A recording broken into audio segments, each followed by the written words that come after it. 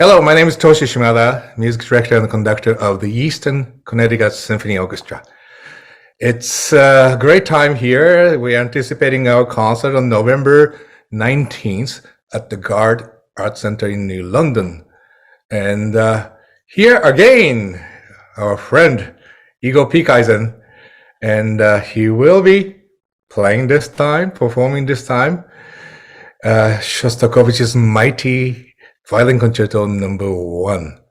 How are you? Good, Toshi. I can't wait. I'm really looking forward to it. It's great to play again with you. My first time with the Eastern Connecticut Symphony, and one of my absolutely beloved favorite concertos. So can't wait for November 19th. Before we dive into Shostakovich, how is your family? My family is good. Everyone is happy and healthy and just, enjoying life, going out to concerts again and traveling. Excuse me. So everything is just dandy. I mean, you have a busy schedule, and your wife Izzy also have a busy schedule. And how do you juggle? And then you have a daughter also. And how do you do this? Traveling. It's funny. Right before this conference call, what we're doing now is sitting at home and trying to schedule babysitters for literally every day in the next few weeks. Because ironically, the same day that I'm playing Shostakovich Violin Concerto with you, she's playing Shostakovich's 10th Symphony here, Colorado Symphony. Just also funny because those pieces are related to each other. And of course, it's very busy and it's difficult, and sometimes we end up dragging our 2-year-old daughter to concerts, but she loves it. And frankly, I'm very happy that we have this opportunity to make music again and to work. It's much better than the alternative. It is. I mean, quite excited, and we have been already performing, and with a very good audience. And so looking forward to it, and you will have a great audience. I know that. I'm sure. Well, let's talk about the piece itself. It's a complex piece. It's I don't know what to say. It's a monster, I say. I mean, it really is a little bit scares me because of the gigantic form and everything. And I'll just mention about my feeling about it, and you could talk about it. But I feel like the violinist is really alone, and behind them is this gigantic, huge machine or something like that. And you have to kind of go against them or play with them, or all these things, and here's a conductor between them. So, well, I want to hear your feeling about this piece, really. It's actually fascinating that you mentioned that. If you think about, Shostakovich and a man being by himself, against the system that he lived in. I think Shostakovich, it's very interesting because there are some parts of the concerto that are very intertwined with the orchestra, like the scherzo. And it's a massive orchestral part, especially for the bass clarinet.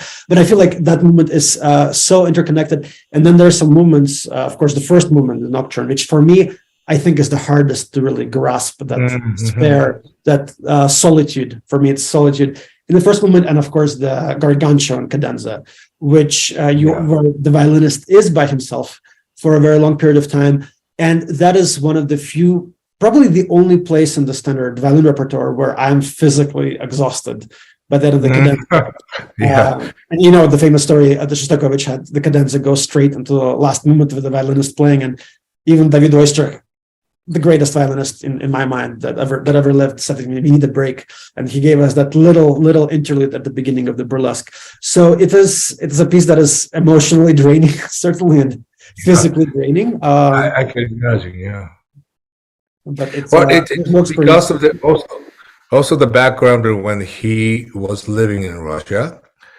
and then of course we all talk about it, but under Stalin's regime. And he didn't want to really present this piece, which is so personal, immediately. So I had to wait till, several years later to be premiered. And it within the piece, like you mentioned about this first movement, looks like he's trying to reserve himself inwards. He cannot outpour his feeling outwards, and it's a really interesting piece that the music that it could go either way to be interpreted, I think, and so at the same time, around the time also there was Stalin's purge against the Jewish people, right? Yes.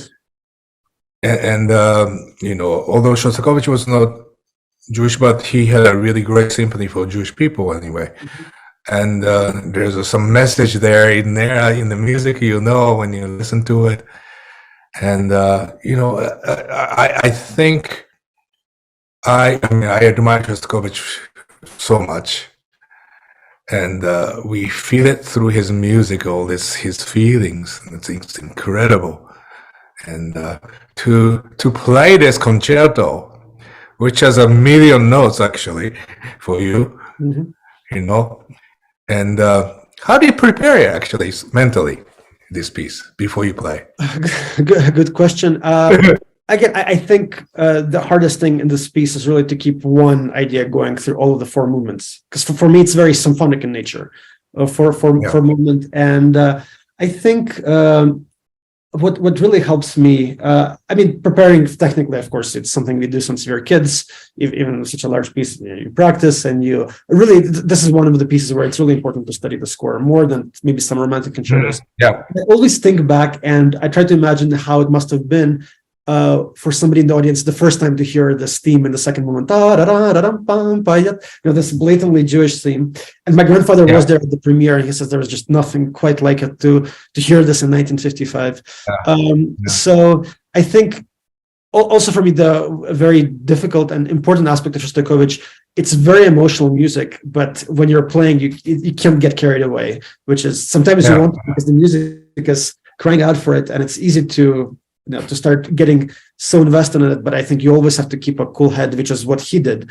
And for me, that's one of the main challenges, besides all the passage work and technical work and everything, and all the notes, and there are a lot in this piece. So.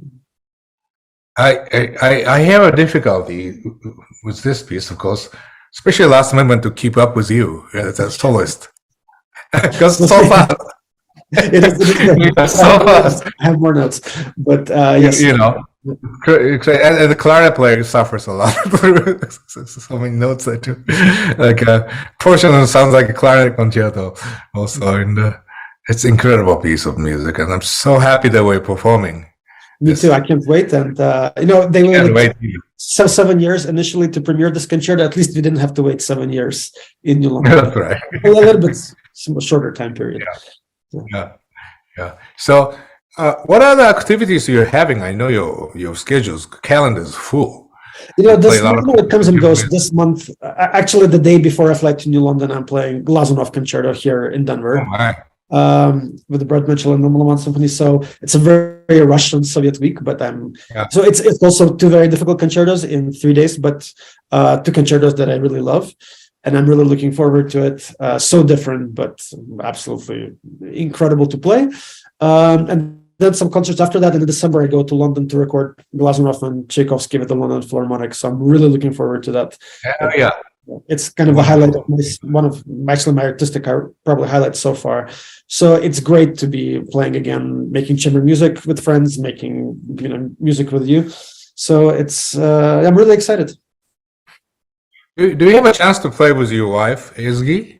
Yes, we're doing quite a bit of quartets here in Denver, mainly classical. We did all the Beethoven, not all the Beethovens, but most of the Beethoven cycle. And we're doing quite a bit of chamber music. And yes, now that concerts are restarting, we're playing more and more. Not as much as we'd like, but quite a bit, especially here in Colorado. Are you continuing with a festival in Connecticut?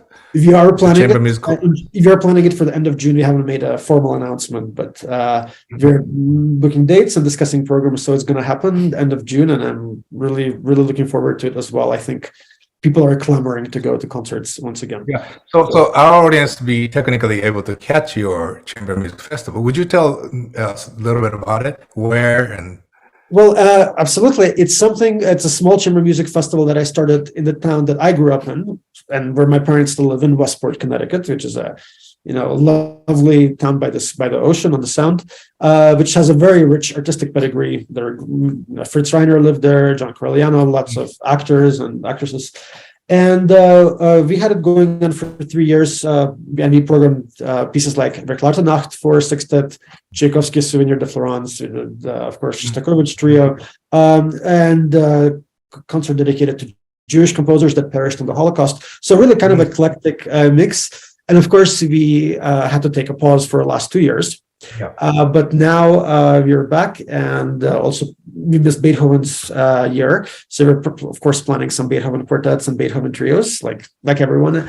And yeah, I'm really excited to see people there once again and play with my friends and see familiar faces in the audience and some new ones. So. It's wonderful. Yeah, I hope our audience could catch them. But first, November 19th at the Garde Arts Center, we have a great program, I think. Features you, finally, and the concert's never to be missed, I would say. And afterwards there's a reception, so the audience could meet you and everything. So yeah, I'm really looking forward to it, and thank you so much for joining us today. Well, thank you for having me, and see you in less than 2 weeks. See you in 2 Fridays. Have a lot of vitamins. Absolutely. Okay. See you everyone on November 19th. Take care. Bye.